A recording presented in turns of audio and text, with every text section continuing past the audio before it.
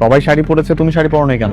যখন মন ভালো ছিল তখন শাড়ি পরেছিলাম, যেদিন আবার মন ভালো হবে ওই দিনই শাড়ি পরবো। ভাইয়া বেচারিকে তো একদম ছ্যাঁকা দিয়ে দিলি, মনে মনে কষ্ট পাচ্ছে মনে হয়। বিবাহিত ছেলেদের সাথে প্রেম করলে কষ্ট তো পেতেই হবে, তাই না?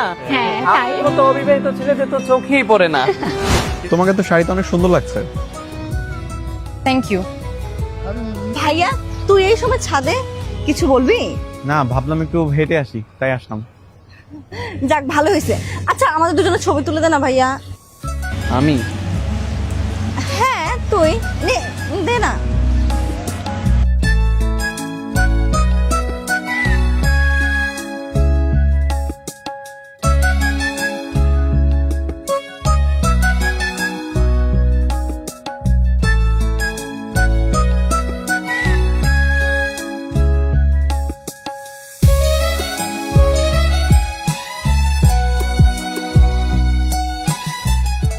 অরিন, মন খারাপ করিস না। আমি জানি তুই অনেক কষ্ট পেয়েছিস। আমাদের দিকটা একটু ভেবে দেখ। এখানে যদি বাবার মান সম্মানটা জড়ানো না থাকতো না, তাহলে আমিও বাবাকে বলে দেখতাম। সমস্যা নেই, আমি তো আর পরে কিছু বলিনি। আঙ্কেল আমাকে থেকে যেতে বললো বলেই আমি থেকে গেলাম। আর তুই চিন্তা করিস না, আমি এর পরে আর কখনো কোনো সমস্যার কারণও হব না, আর কোনো সমস্যা তৈরিও করব না। দেখিস তুই একজন অনেক ভালো একটা ছেলে পাবি। ঠিক আছে, ঘুমা।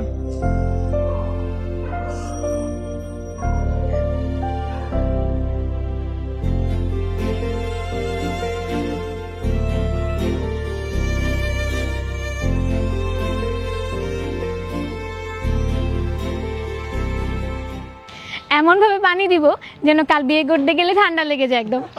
তাহলে তো দেখা যাবে বাসর ঘরে যে হাঁচি দিতে দিতে একদম শেষ হয়ে যাবে। এই থাম থাম, এত পানি দেওয়া যাবে না। কালকে বিয়ে, যদি ঠান্ডা লেগে যায় আরেক কাহিনী।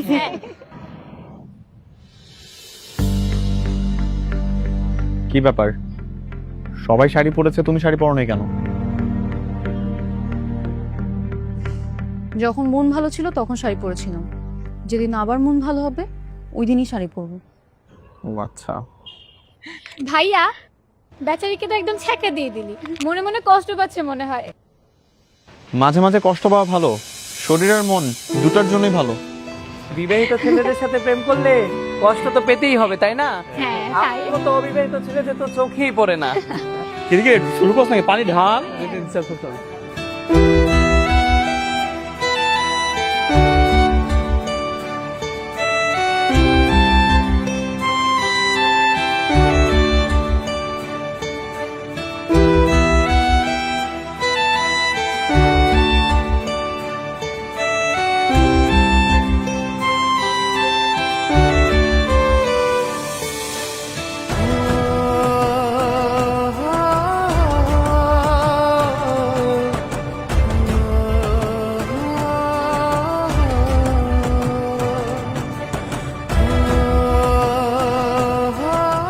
কি রে, এভাবেই দাঁড়িয়ে থাকবি?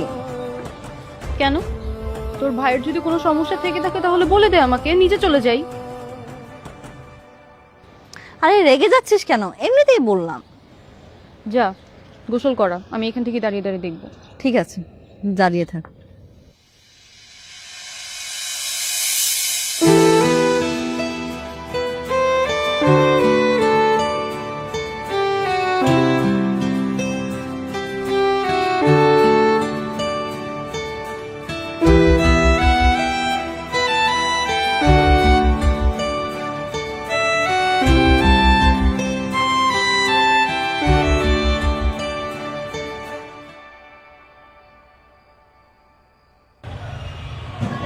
কি রে, কিছু বলবি?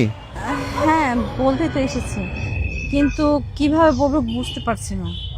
ওরে বাবারে, মনে হয় জীবনে প্রথমবার আমাকে কিছু বলতে আসছিস। ব্যাপারটা নিজের হলে ভাবতাম না, কিন্তু অন্যের তো, তাই একটু ভয় পাচ্ছি। কি হয়েছে সেটা তো বলবি। ভাইয়া কোনোভাবেই কি অরিনকে বিয়ে করা সম্ভব না? মানে? ভাইয়া জানিস, অরিন অনেক ভালো একটা মেয়ে। ও কোনো দিন কারোর সাথে প্রেম করেনি, সব সময় একটা ভালো ছেলের জন্য অপেক্ষা করেছে। যখন একটা ভালো ছেলে পাবে ডিরেক্ট বিয়ে করে ফেলবে।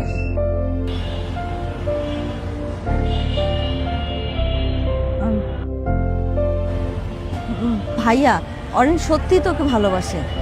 আমি বলবো পৃথিবীর সব নিয়ম ভেঙে একটা সুযোগ যদি পাস, সেই সুযোগে তুই অরিনকে বিয়ে কর।